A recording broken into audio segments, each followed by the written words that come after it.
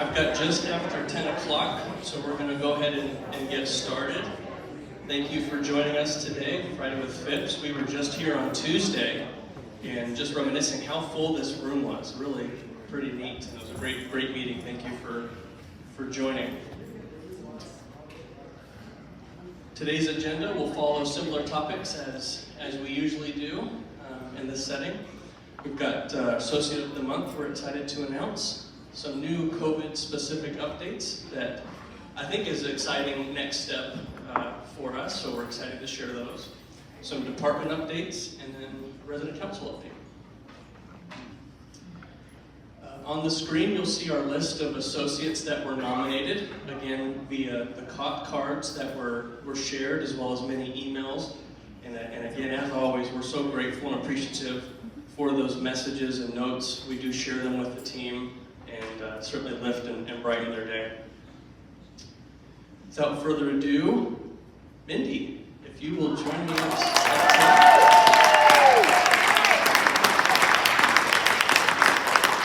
So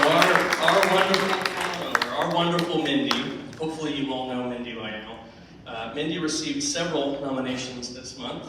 She joined the Community Life Services Department last fall, so already approaching a year, and has been a great addition to the team. She's the one that takes reservations for the excursions, the arts, entertainment, education.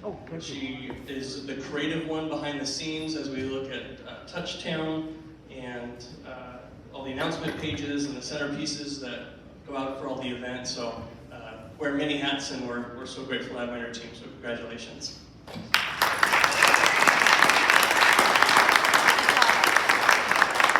And one other piece I neglected to share was she was one of the masterminds behind some of the great Alzheimer's fundraising efforts that just took place at this last event. A few new hires that have recently joined our team. We've got Nancy, Rebecca, Gary, Ruth, Najaka, Jalen, and Law that have joined in various departments, and so we're excited to continue to build and add on those. We'll share a few more updates on some of the progress we've made on some different areas as we continue to stay focused on our recruiting and adding to the team. Sometimes with addition, there's subtraction, and some of you may realize that Farrell hasn't been around for a little bit. Sometimes she was sent to North Carolina on an interim assignment. So she will be at a community in North Carolina through Thanksgiving, and depending on what doors open up for her, she may have a permanent assignment. If she doesn't, then we're excited to take her back around Thanksgiving time. Either way, she'll come back because she has to get her stuff that she's got in storage still, so she knew she'd be in North Carolina for just about a month and a half. So we'll have a formal farewell depending on what her timeline looks like when she does return. But if you haven't seen her, that's why. So a quick update on COVID. Sam Piter actually will do a deeper dive on some of the other specific updates for community, really for associates as well. But just wanted to share that our Hennepin County rate is slowly dropping, which is a good thing. We have been hovering the low teens. We're currently at 8.7% in Hennepin County. As communicated yesterday, we do have one independent living resident, and one contracted associate. It's a third-party group that recently tested positive. So while we continue to see progress, as we've continued to share, we all must continue to be vigilant and careful, and please report any symptoms and avoid large groups if you're not feeling well.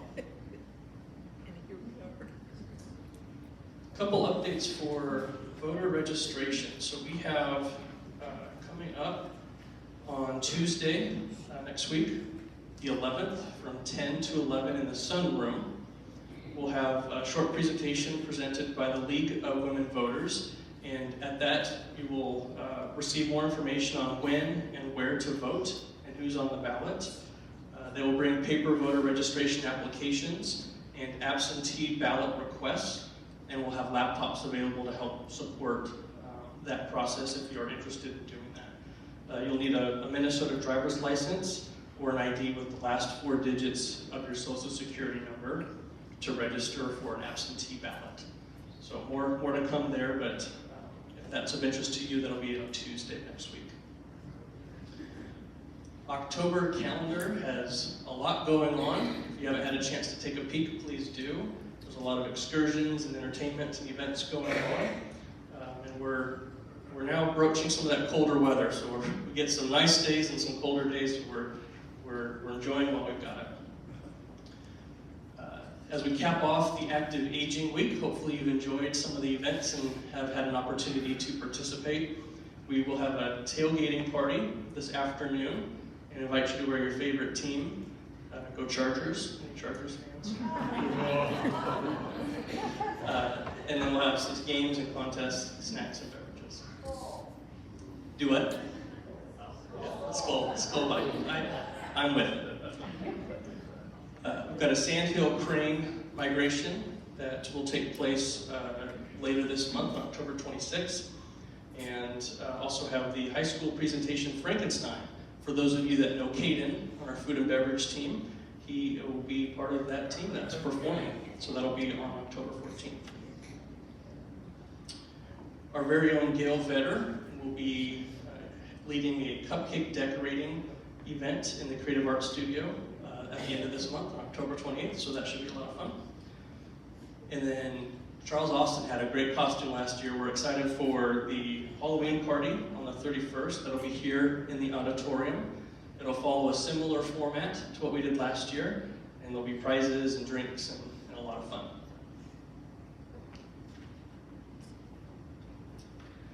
A couple slides here for food and beverage. Wanted to share a few updates on, as we've communicated recently, we did shift back to buffet service throughout the week, and that was really in order to stabilize the department. We had quite a few changes in schedules, and as we continue to really focus on recruitment, that was something that we needed to move forward with. While we do continue to recruit, we've had some good success, and we'll continue that. But wanted to share that the team continues to refocus the efforts, and hopefully you've enjoyed some of the different offerings and events and themed items. John and Rob working with Andrew to really elevate some different offerings and dishes with the crab legs and salmon and other items. Mentioned the Italian night and German night. We've got other things that are planned as well that should be fun as well. Jalen is a new server in the pub, and he's working 4 days a week. And then we also have, I've got 2 here, we actually have 3 full-time utilities that have added. And that's been a critical position for us. That's been very difficult to hire. And so we've actually got 3 now.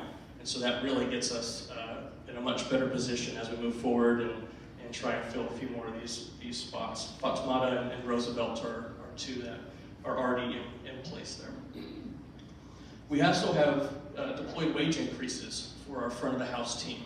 That's been a work in progress for quite some time, and really feel confident that it'll be well received, not only for retention, but also for recruitment efforts. And we've increased a more aggressive incentive referral as well. We've seen the most success with all the recruiting that we've done is really folks that refer their friends, refer the people that they want to work with, has been successful for us. So we'll continue to move that forward, and again, feel confident in our ability to push that forward. We will do a deeper dive in a couple weeks. Andrew will lead our food and beverage roundtable, and that'll take place in this room on Friday, October 21st. So please join us for that.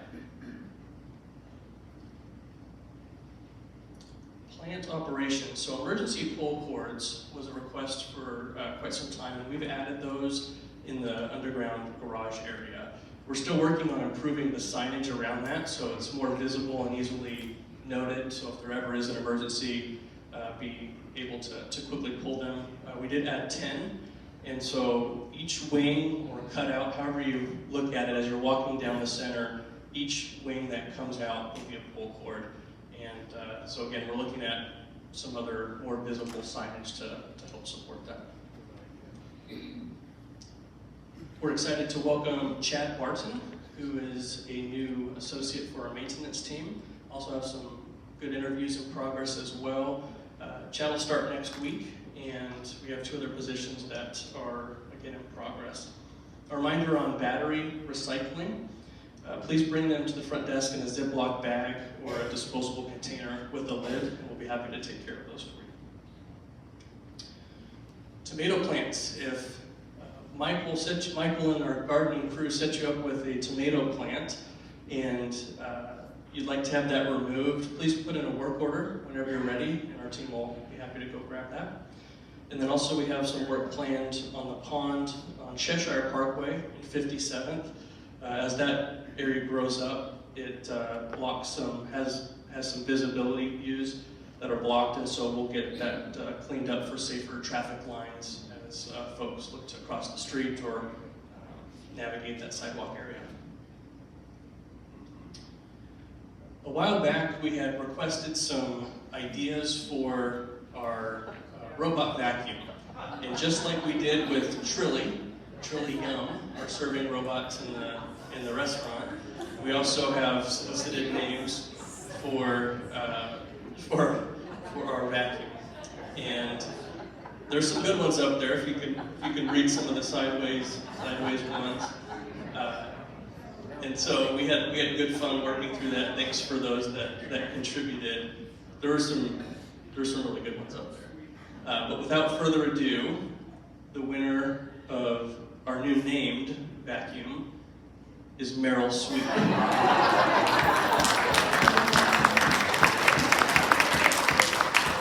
So Meryl will get her own name badge as well. And, we'll go through that process as well. That was fun. Thanks for participating in it. Vaccination clinic that was held. Thank you to Carrie, Hasmick, and team for leading the charge on that. Over 200 residents participated in getting the bivalent booster. If you did miss getting your vaccine at that time, we do ask you to coordinate with your primary care physician or pharmacy group. We don't have any further vaccination clinics planned for this time, but they are readily available if you'd like to do that. I'd also like to ask the group to pencil October 26th on your calendar. We're planning an all-resident update with the Life Care Services Development Team and Pope Architect Group.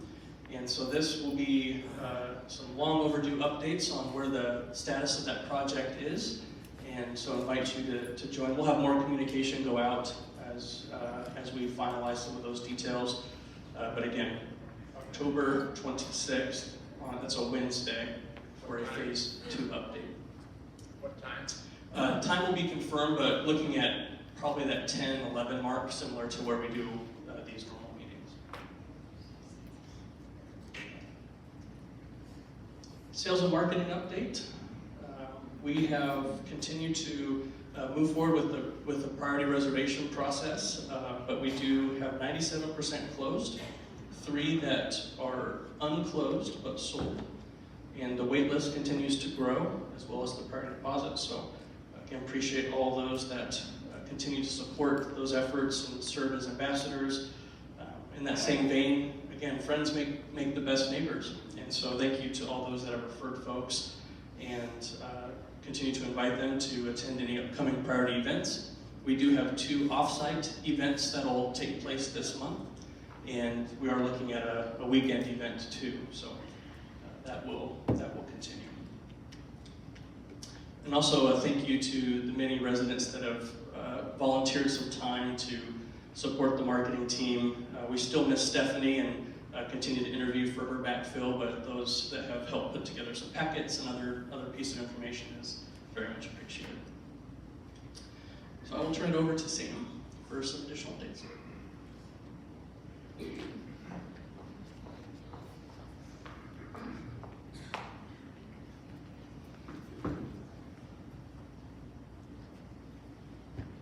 All right, thank you, Matt. Good morning. All right, we'll start with our census for the Health Center for the month of September. Our budget has remained the same throughout 2022 of a budget of overall of 40.5. We had 37.13. So So an increase in census, we had a budget of 11.5 Medicare to actually 9.4 Medicare, and then a private pay budget of 2 to an actual of 0.33, and then a life care contract of 27 budgeted to actually 27.4. And so currently there are 27 residents, either short or long term, that are utilizing the Birches. All right, so we have some exciting news. Farrell, as many of you have known, she submitted, actually completed a project here at Trillium Woods for the Birches of a Vocera badge system. So the Vocera badge is a badge that associates wear to better communicate with each other while working in the Birches.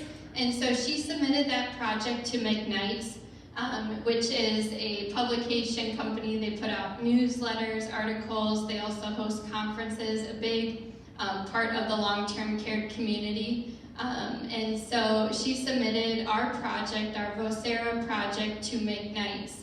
And so they held their virtual award ceremony this week, and we actually took silver place in the Building Bridges category for McKnight's Award, which talks a lot about being able to better communicate among staff in order to better serve our residents. So all about building the bridges and building our community to be better functioning and more efficient. So a good job to, I know Farrell was a huge proponent in building that project, so congratulations to the team on that.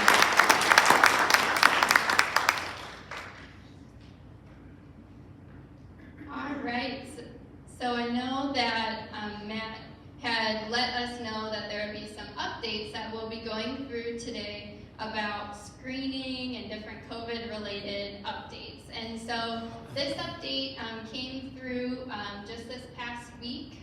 So now all of our regulating bodies agree on a new screening process, and so we're going to be implementing that across our campus.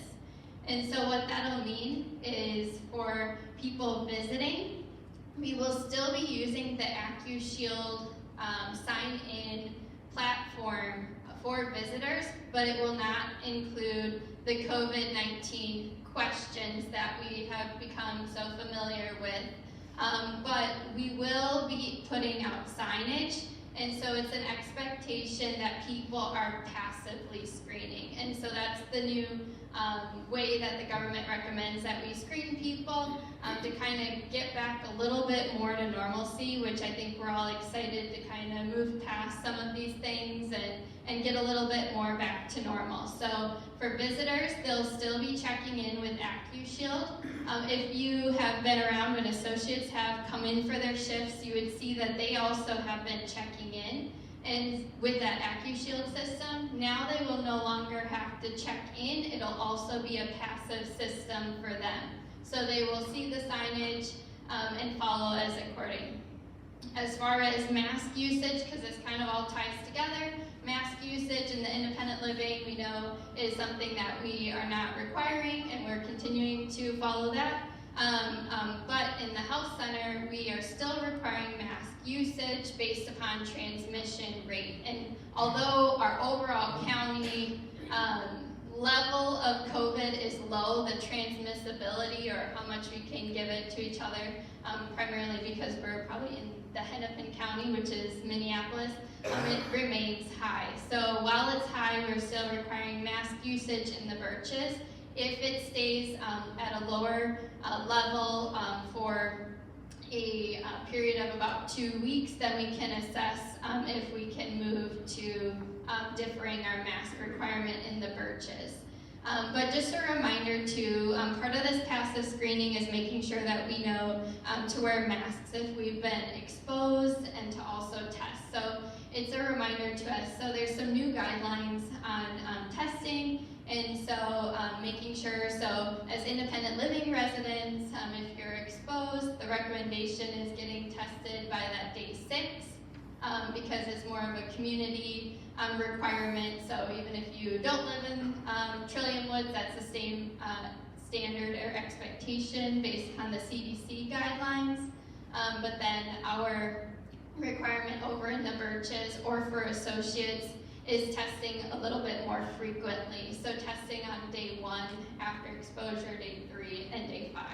And so if you have any questions, we'll be putting out signage that'll be at the front desks.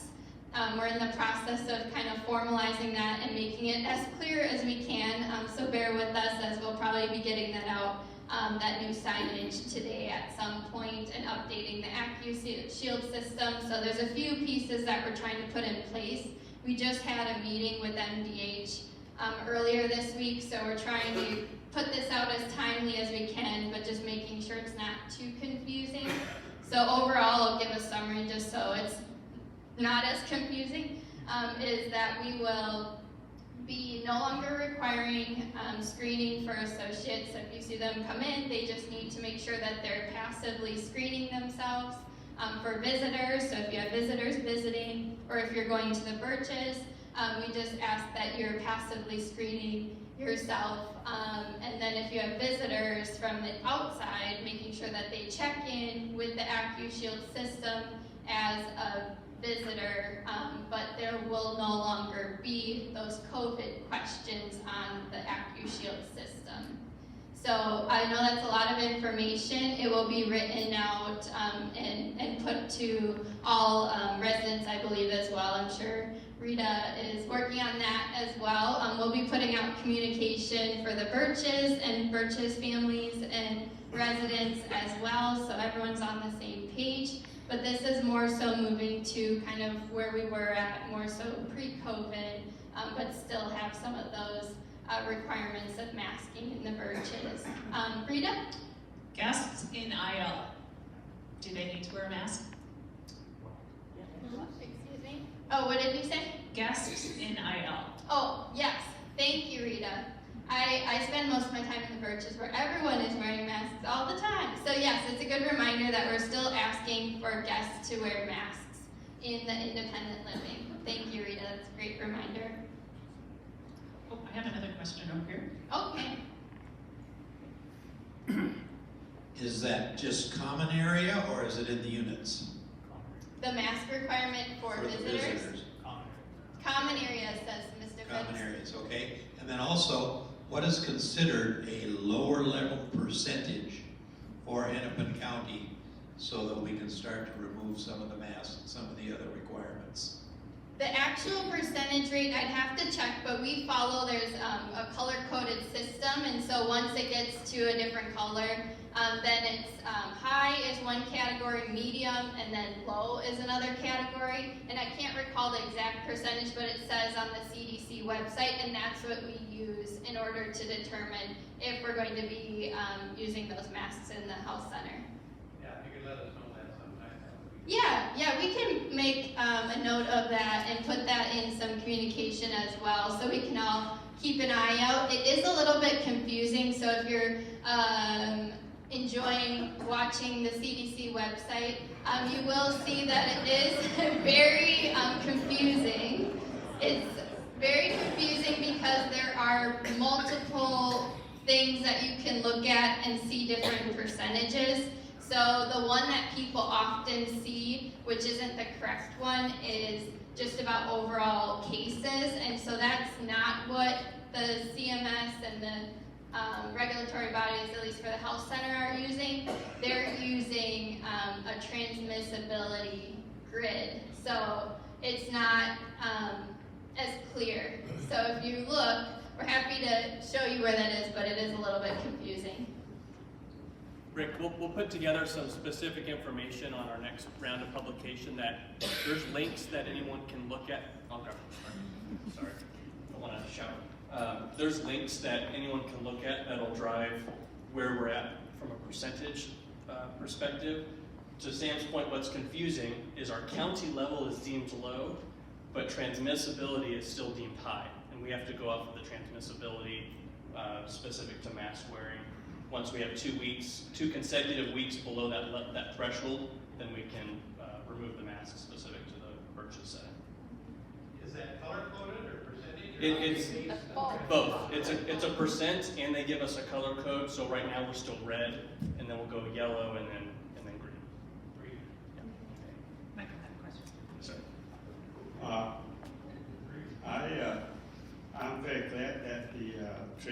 still has the mask mandate for visitors. Question number one is, does that include the worker that coming in here? Are they considered visitor as have to wear mask or they are not?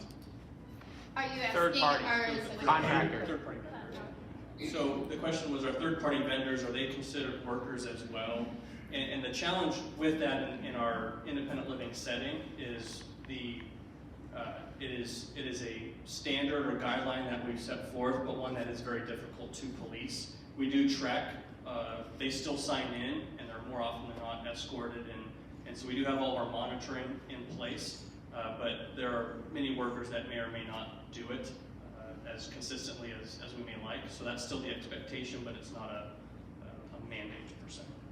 The problem with me is that I have seen a lot of visitors coming in. Almost 60% of them do not wear masks. And if there's a rule there, they need to wear masks, particularly with the winter coming and COVID, infections rate might be increased. If there's any rule and it's not monitored or reinforced, it means there's no rules. So do you have any plans of making a little bit more reinforceable? Otherwise it's in vain. Why not just not have the rules? Yeah, the challenge, we're in a tough setting because we are, we're independent, and so but we also have immunocompromised folks, and so we're trying to strike an appropriate balance of preference versus need and desire. So we appreciate the input and feedback, and certainly if you don't mind, your guests and neighbors, and if you have any, certainly we'll continue to reinforce that with our vendors as well.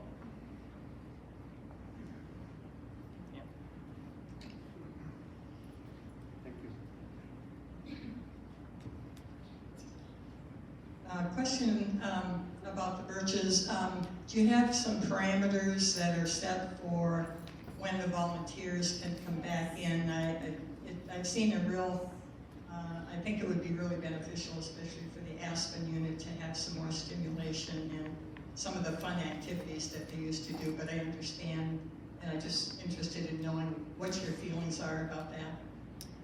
Funny you asked that question because we are actually having a meeting about that today. So with our team, it's something that we've been thinking about. I know with it being at high transmissibility, it's something that we have been talking about, but with the relaxation of these other guidelines, it makes it a little bit easier, I guess, for us to think about having volunteers back. And so we will be talking about that with our team to see what we're going to go forward with that. But it's something that we talk about very frequently because we know how much it means to our residents to be able to have volunteers back in the Birches, and to our team.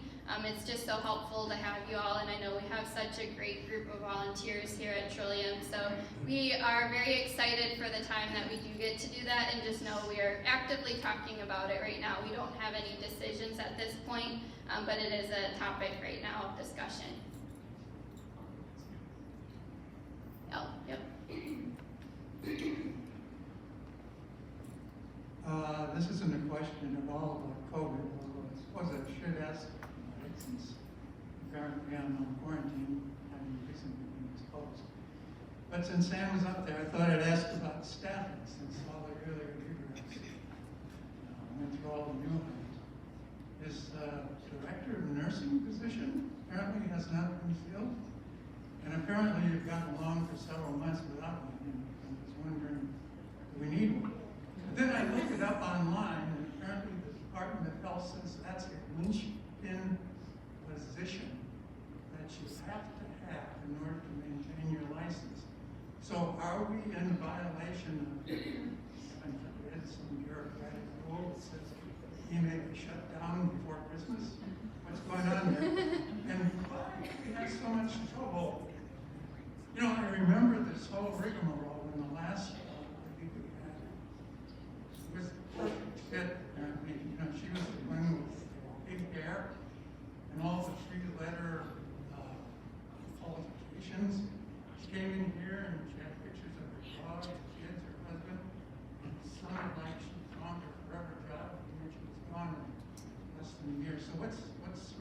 going on? Is it just the market?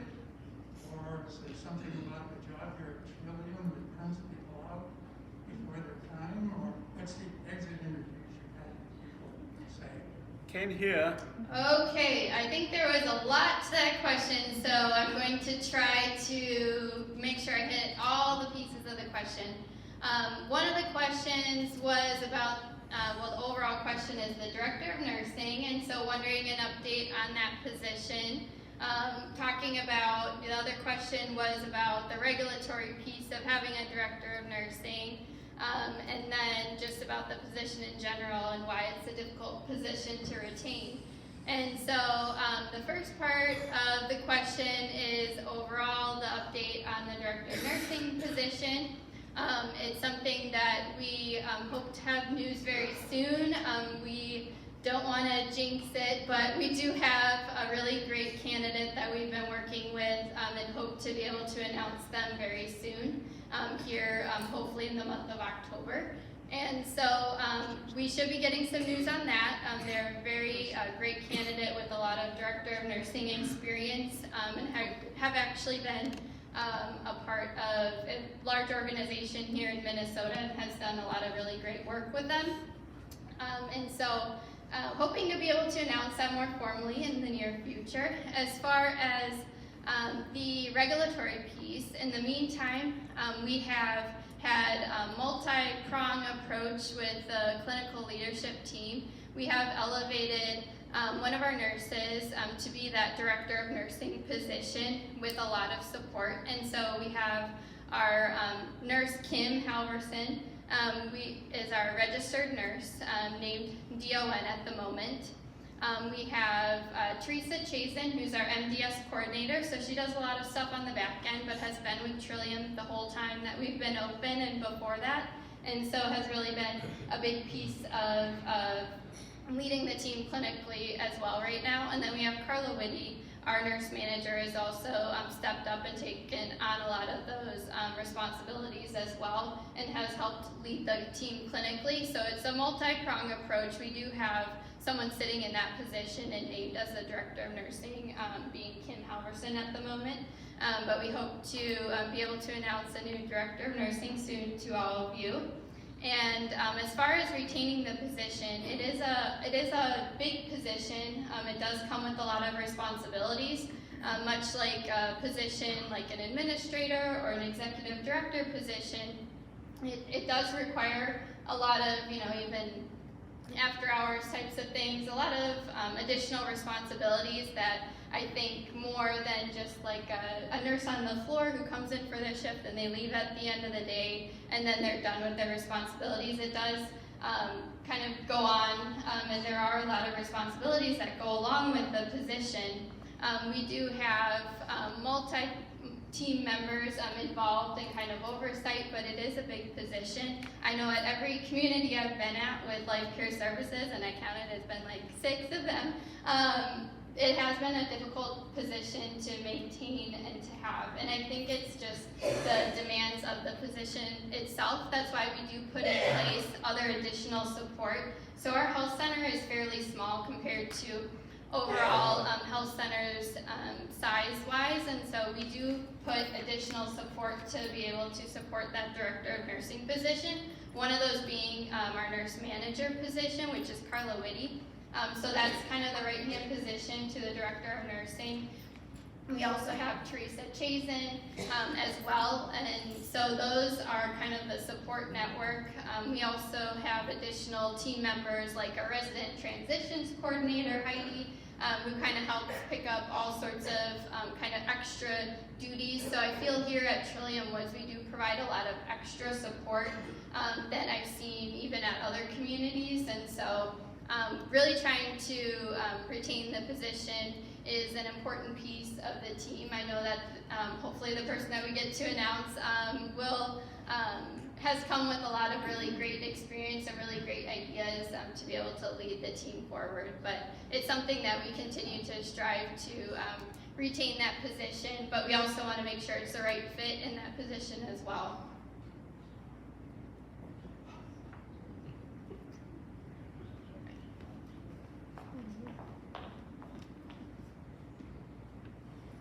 right, Alzheimer's fundraiser. We wanted to announce that we have made our dollar amount to about $11,000. So congratulations to you all. I know you all have been a huge part of raising this money. So just thank you. Thank you to Lori and their team for doing the Alzheimer's walk.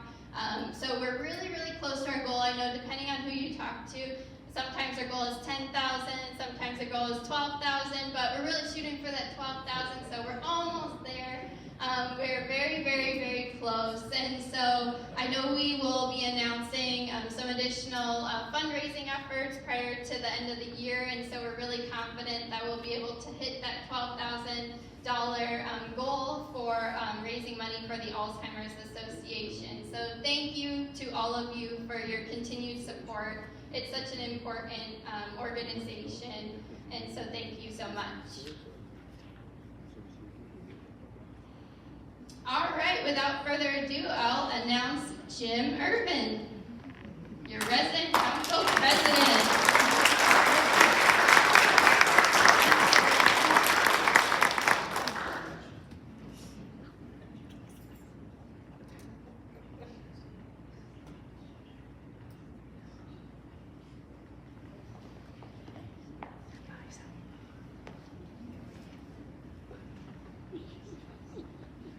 Hi.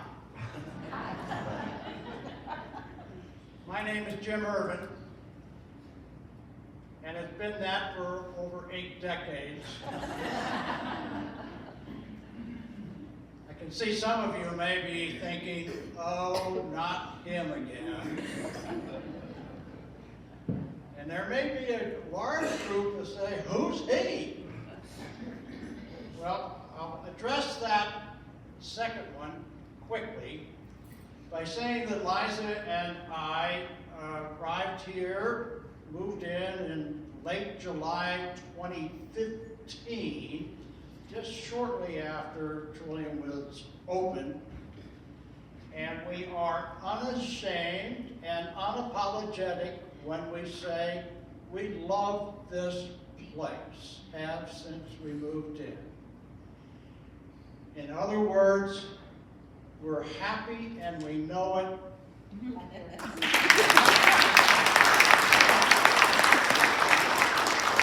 if you feel the same way, if you are happy and you know it,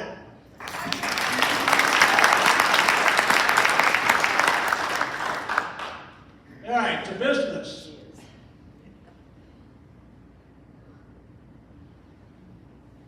Earlier this week, we had a very successful annual meeting, orchestrated by our ever-ready bunny, Christine, moderated by Idell and Rolf, and raffling people, the Paulsons, and Matt took us through a retrospective of the year, and we had a support team of Rita and Jen and Beth that made it all work.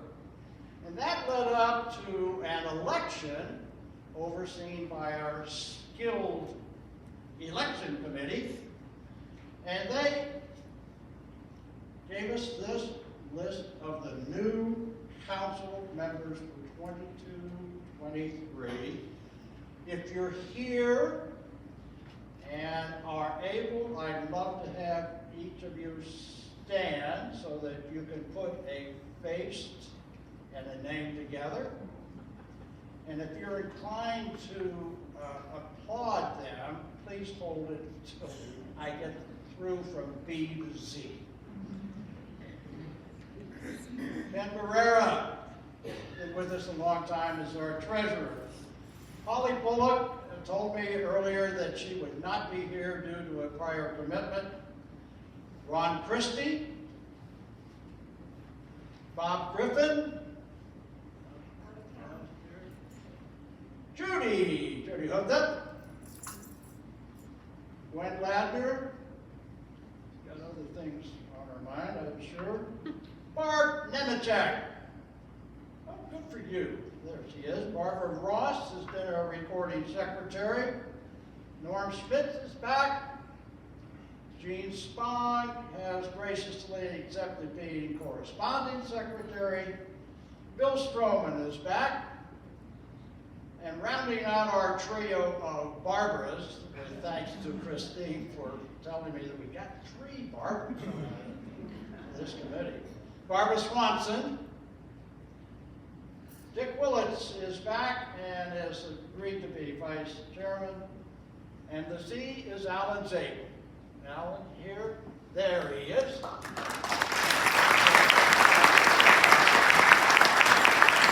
you all. Thank you for your willingness to serve. These people are your representatives. Talk to them.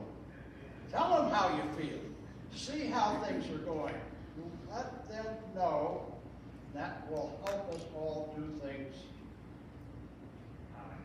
Make this place better. All right. A major event is occurring next week. That's called the Encore Sale. Encore is our major fundraising effort for the Resident Association. Encore means the materials, the little items, the precious things that are part of your residence before you moved in or even acquired since then that no longer have a place in your home. They've gotten donated to the Encore sales.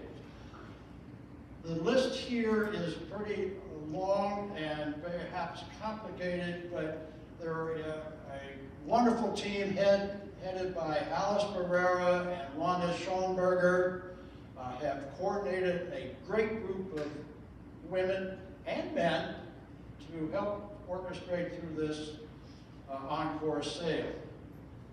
Sunday, some things can be brought and put in the back. Monday, after the chorale does its singing, would be about 3:45. There would be the setup will occur. Then Tuesday, there's an 8 o'clock setup by the committee, and the associates get the first crack at finding those precious gems that the residents no longer can use, available at prices that are much more affordable than would be otherwise obtainable. So Tuesday is associates only. Wednesday, the doors open at 9 o'clock for everybody, associates and residents. Is it still true there are no guests for the residents? Is that still true for anybody who knows the answer? I believe families can have up to 2 guests wearing masks. That's what we were told. That Yes, Rita's coming. That's true. Say it again. Residents can bring 2 guests wearing masks, and so can associates, All right. 2 guests with masks. Got it? So residents can bring 2 guests with masks. Associates, 2 guests with masks. By 7:30, all the items that are left will be taken out and delivered to an appropriate charity. Want to welcome a couple of new residents. They were introduced briefly at the annual meeting, but we'd like to have Mike and Joyce, if you're both here. Suppose they're part of that raucous gang on the 3rd floor. And they are coming to us from Oregon. Their ambassadors are Gwen and Joe Ladner. And they've stepped right up and become members of our Trilliumwood Chorale without even a blink, and we're glad to have their voices with us. So welcome to my team.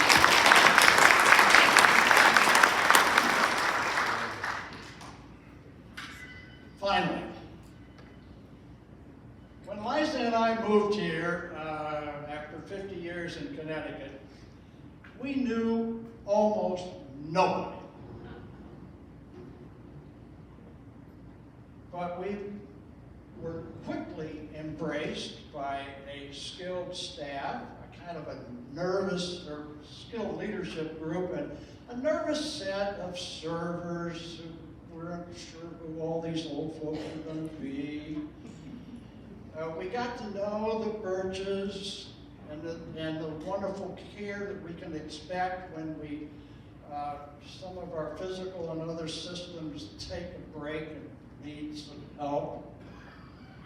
And then we were embraced by and embraced ourselves other new residents. We quickly found this place to be filled with fun people, all doing something different than they had done before. They mostly came from their own homes. Very few had lived in other communities. So community living was a new thing, and we all embraced the challenges that brings. We learned that doing things cooperatively and respectfully, we can get the issues that loomed every once in a while attended to in a very satisfactory manner. Work together with the staff, work together with leadership, work together with each other through the committees. So I'd like to suggest that we reprise one of the mantras that Christine mentioned in her delivery at the annual meeting.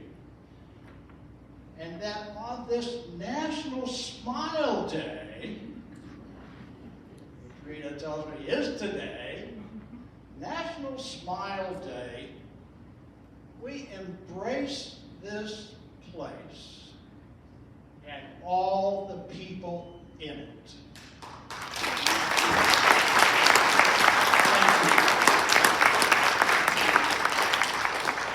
Back to Matt. Thank you, Jim. Appreciate it.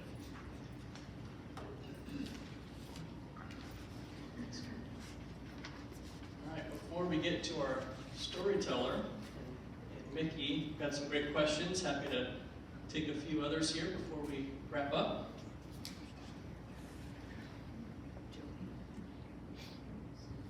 You would be somebody on that side of the room.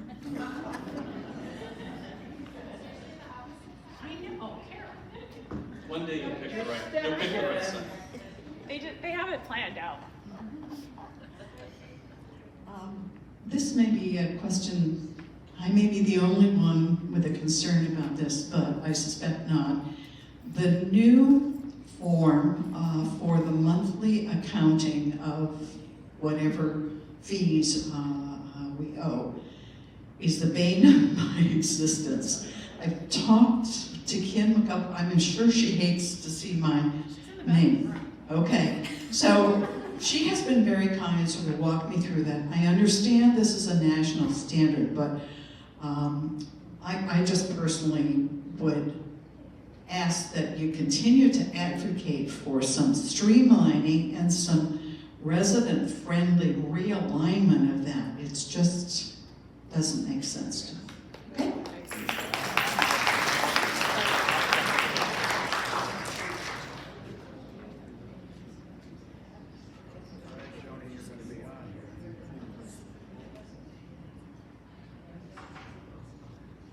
I'm looking toward that side of the room.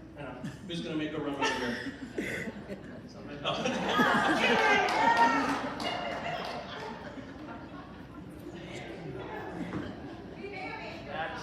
That's roller skates.